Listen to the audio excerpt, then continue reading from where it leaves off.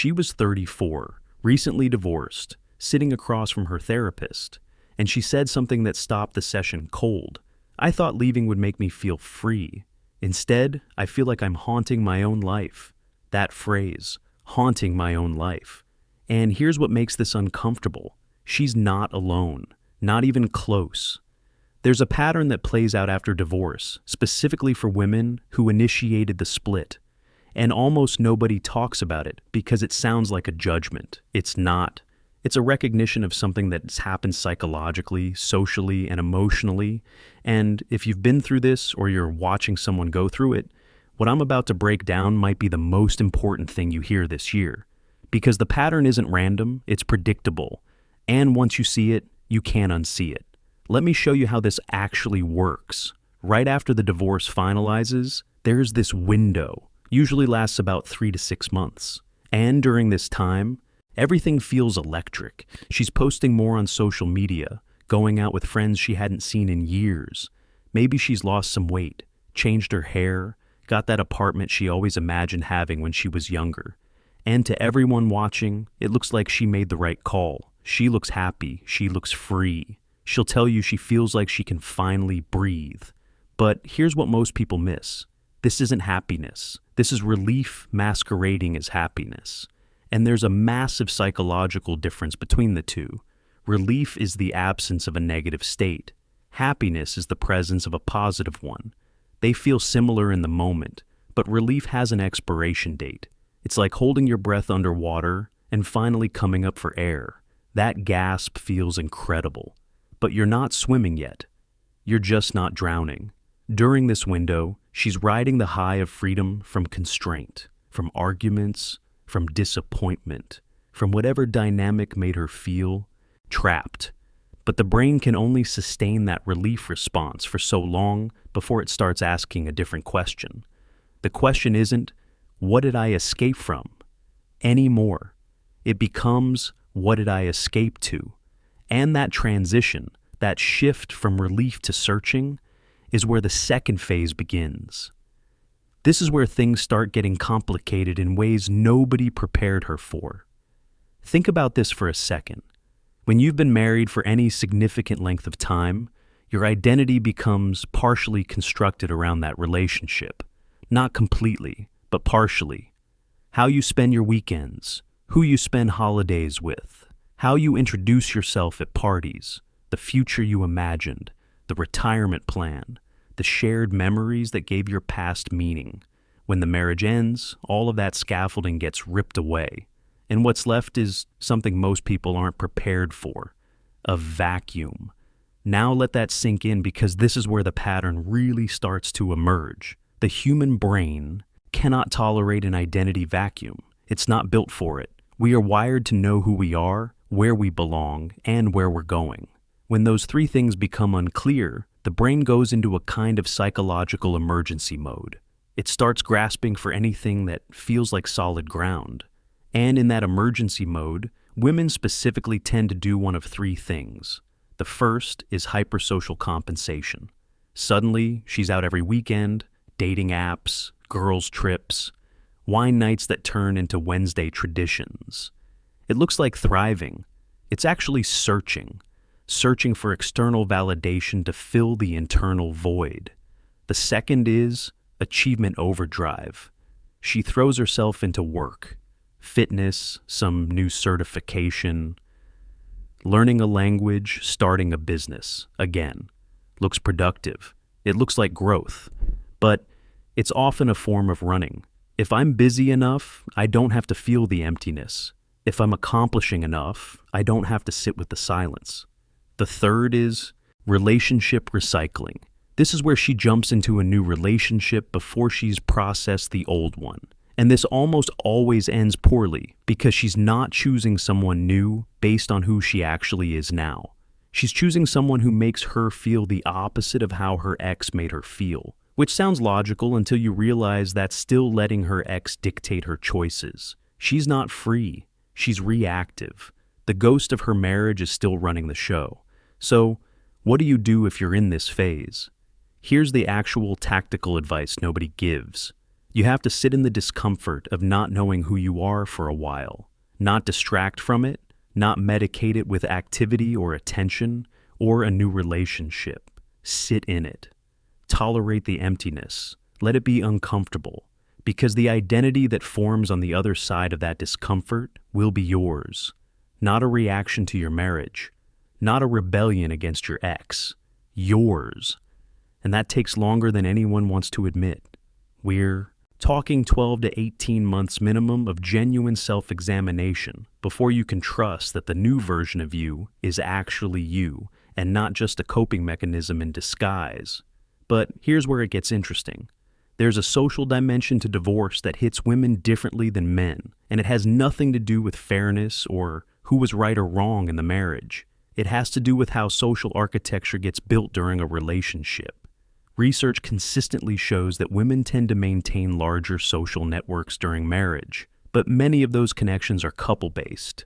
Dinner with the Johnsons, vacations with the other families from school, the neighborhood barbecue circuit, Sunday brunches with other married couples. These aren't her friends, they're the marriage's friends.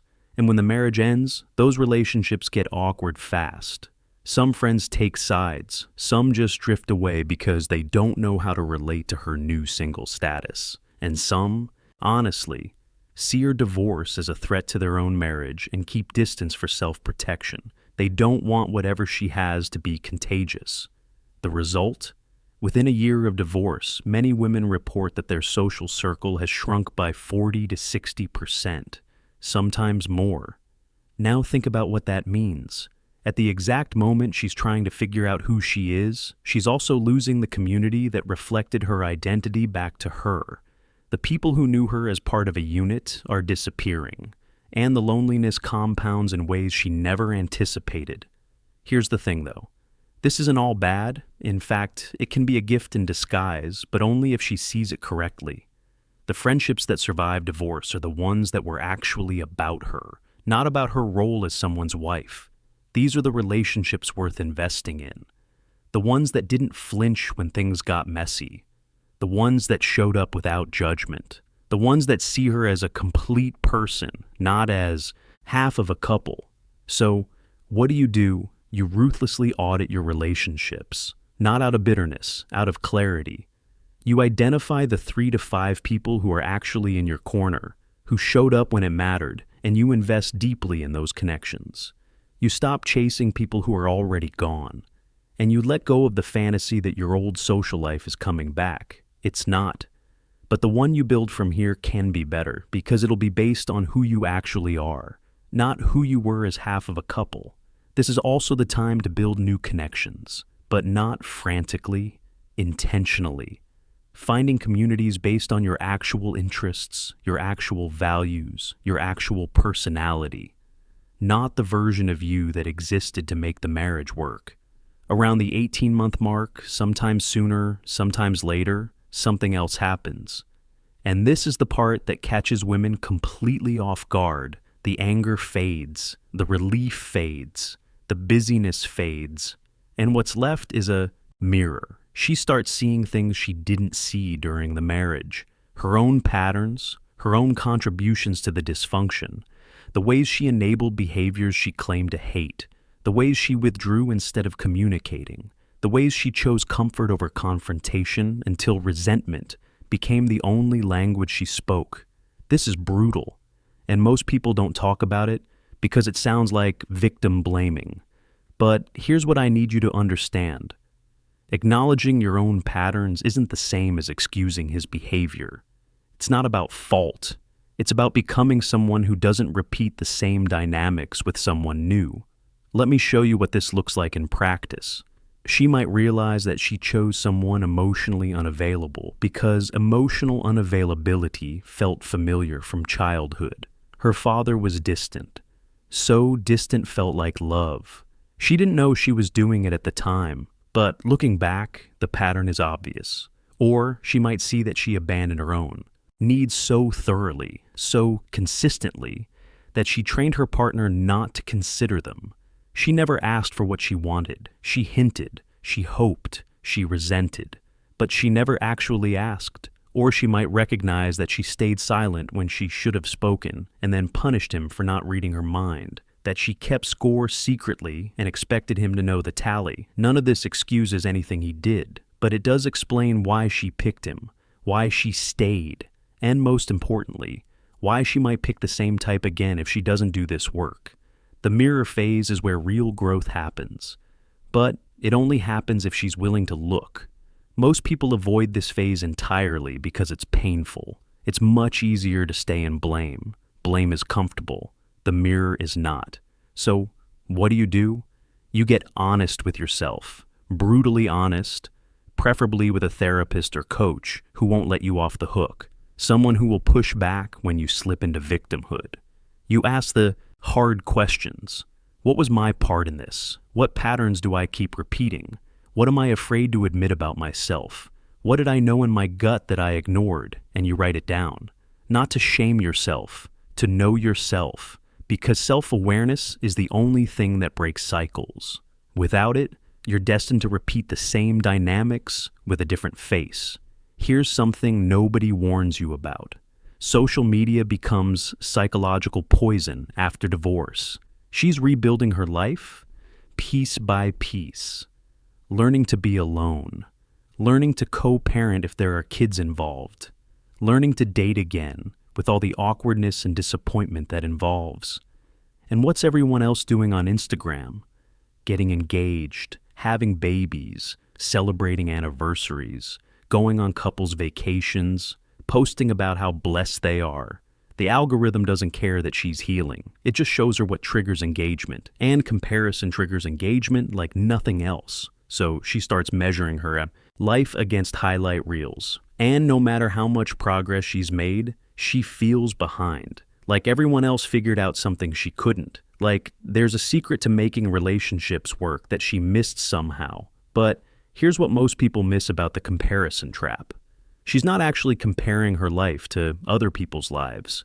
She's comparing her life to the life she thought she would have. The fantasy of the marriage that worked. The alternate universe where things turned out differently, where she was still married at 40 with the house and the kids and the vacations and the anniversary posts. And that ghost version of her life will always look better than reality because it doesn't exist. It never had to deal with actual problems. It gets to stay perfect forever in her imagination. The comparison trap isn't about other people. It's about grieving a future that died. So, what do? Two things. First, you take a serious break from social media. Not forever, but long enough to detox from the comparison cycle. A month minimum, maybe longer. You need to clear the noise so you can hear your own thoughts again. Second, and this is the real work, you actively grieve the future you lost. You acknowledge that you're not just getting over a marriage. You're not just getting over a person. You're getting over a version of your life that will never exist now. The future you planned, the holidays you imagined, the growing old together, all of it died. And that deserves mourning, real mourning, not distraction, not denial, actual grief. When you do that work, when you let yourself feel the loss fully, the comparison loses its power because you're not running from the loss anymore. You've faced it, you've processed it, and you can finally start building something new without the ghost of what could have been haunting every decision. So, where does this all lead? What's the end of the pattern?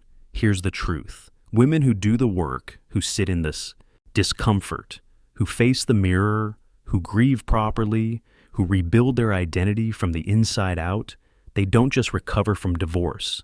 They become different people, and not different in a surface way. Not just new haircut, new city, new boyfriend, different. Different at the foundation. They develop a kind of self-knowledge that only comes from having everything stripped away and choosing to rebuild consciously instead of reactively. The divorced woman who has done her work is often the most self-aware person in the room. She's harder to manipulate because she knows her patterns. She can see love bombing for what it is. She can recognize unavailability disguised as mystery. She's clearer about what she wants because she knows intimately what she settled for. She's less afraid of being alone because she's already survived it and discovered she could handle it. But none of that happens automatically. The pattern I described at the beginning, the haunting her own life feeling. That's what happens when you go through divorce but don't do the work, when you distract instead of process, when you blame instead of examine, when you rush into the next chapter before you've understood the last one. The pattern isn't destiny, it's a default, and defaults can be overwritten with intention. If you've been through this, or you're going through it now, or you're watching someone you love struggle with it, I want you to understand something. The pain isn't a sign that you made the wrong choice. It's the cost of getting free. Freedom isn't free. That's not just a bumper sticker. It's a psychological reality. You're paying for your freedom with confusion, loneliness, identity loss, and grief. That's the price. But it's worth it if you use it right. What matters isn't whether divorce hurts. Of course it hurts. What matters is whether you use that hurt to transform, or whether you let it trap you in a loop of avoidance and reaction. The women who end up okay, genuinely okay, deeply okay, aren't the ones who moved on fastest. They're the ones who moved through it most honestly, who didn't skip the hard parts, who looked in the mirror even when they didn't like what they saw. And if that's you, if you're in the middle of this right now, I want you to hear this clearly. You're not broken, you're not behind, you're not a failure because your marriage didn't work. You're in the middle of something that has the potential to make you the strongest, clearest, most authentic version of yourself you've ever been. But only if you let it. Only if you do the work instead of avoiding it. The pattern doesn't have to own you. You can own the pattern. And that starts with seeing it for what it is.